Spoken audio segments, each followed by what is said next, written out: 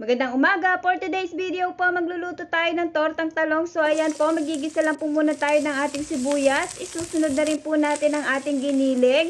Halu-haluin lang po natin yan at lalagyan na rin po natin ng paminta, garlic powder. I-mix lang po natin yan at pagkatapos po, pwede na po natin i-set aside. Palalamigin lang din po natin bago po natin lalagyan ng itlog. 3 pirasong itlog lang po ang gagamitin natin dyan at titimplahan na rin po natin. So lalagyan ko lang po ng chili powder para medyo maanghang at susunod na rin po natin ang ating asin. Halo-haluin lang po at ilalagay na rin po natin ang ating inihaw na talong. Ipiprito lang po natin yan at panigurado mapaparami ka na naman ng kain. Lalo pa kapag meron kang sausawan ng toyo at kalamansi. At pagkatapos po, babaligtarin lang din po natin yan. Pag golden brown na po ang kulay, luto na po yan. At magre-ready na rin po tayo ng ating umagahan. So yun lamang po. Sana nagustuhan nyo ang aking tortang talong with the twist. At maraming salamat. Tara!